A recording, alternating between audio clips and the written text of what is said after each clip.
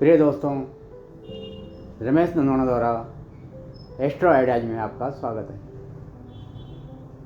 आज जो हम आपको बताने जा रहे हैं वो एक लोक प्रचलित सब्जेक्ट जो विषय है से कालसर्प योग कहते हैं, उसके बारे में हम आपको बताने के इच्छुक हैं। कालसर्प आज ज्योतिष में एक बहुत चर्चित विषय बन चुका है और एक प्रमुख कमाई का जरिया भी ज्योतिषाचार्यों के या पंडितों के बन चुका है ये।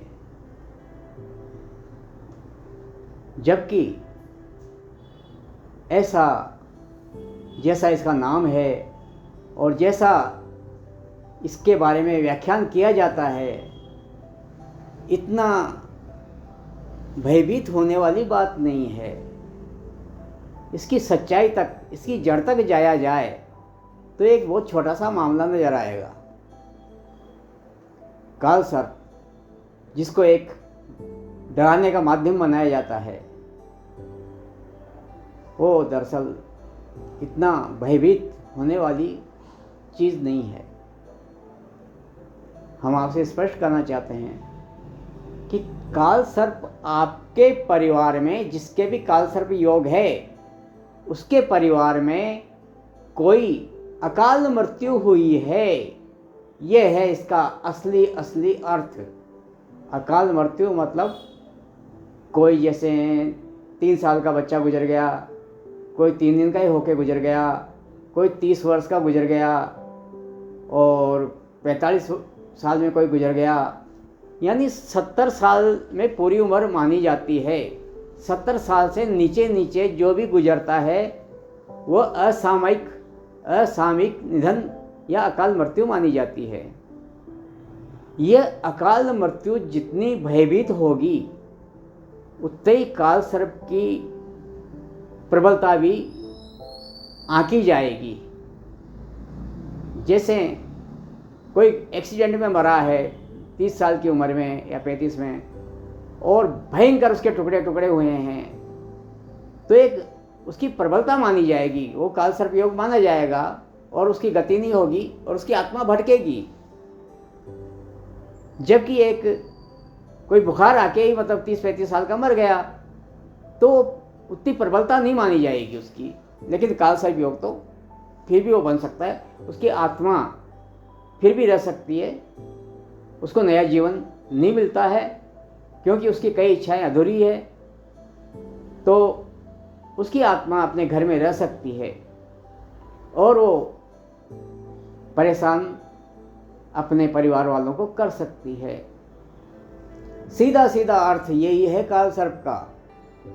किसी के अकाल मृत्यु होने से, परिवार के अंदर किसी की अकाल मृत्यु होने से, उसको नया जीवन नहीं मिलने से उसकी आत्मा परिवार के अंदर ही रह जाती है और वो परिवार के सदस्यों को दुख देता है। दुख क्यों देता है?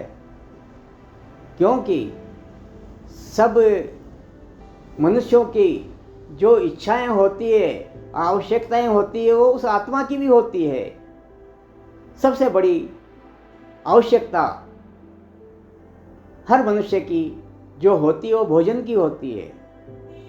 इसलिए उस आत्मा की सबसे बड़ी आवश्यकता जो होगी वो भोजन की होगी। वो हमसे भोजन चाहेगा, बाकी इच्छाएं तो अपने आप पूरी कर लेगा। वो उसमें पावर है कि वो इच्छाएं बाकी पूरी कर सकता है अपनी, लेकिन भोजन की इच्छा तो वो अपन के ऊपर ही निर्भर रहेगा इस इच्छा के लिए। तो और अपन उसको भोजन नहीं देंगे तो अपन को परेशान करेगा। तो इसका निवारण जो शांति कराने से इससे नहीं जाएगा। चाहे गया जी में कराओ, चाहे उज्जैन में कराओ, कालसर्प योग की शांति इससे नहीं जाएगा। हाँ, इतना अवश्य है कि 1 महीने तक के लिए जा सकता है, फिर वापस महसूस होने लग जाएगा। क्योंकि शांति में उसको भोजन तो दिया ही जाएगा, मिठाइयाँ वगैरह, मेवे वगैरह सब रखे जाएंगे।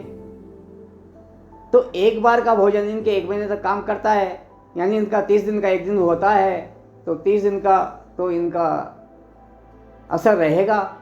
उस शांति का, और उसके बाद वापस भोजन की डिमांड करेंगे, मांग करेंगे और वापस दुख देना चालू करेंगे।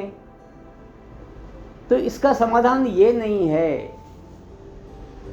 काल सर्प का समाधान ये नहीं है जो शांति से करवाने से होता है। शांति से भी कुछ नहीं होगा। इनको नियमबद्ध अमावस को भोजन दिया जाएगा। उसमें सर्वप्रथम की 2 रोटी और उसको देसी घी से चुपड़ करके ऊपर 2 चम्मच शक्कर रख करके और फिर ये शब्द बोल करके कि मैं हमारे परिवार में या मेरे परिवार में, हमारे नहीं मेरे परिवार में जो कोई भी कम उम्र में गुजरा है और हमसे भोजन चाहता है, भोजन स्वीकार करे। इस तरह से उनको समझा करके कि भाई हम किसके लिए कर रहे हैं ये सब। नाम लेने की आवश्यकता नहीं है, न उनको कोई स्थान देने की आवश्यकता है। स्थान या नाम तभी लेंगे जब वो खुद शरीर में आके कहे या सपने में आके कहे।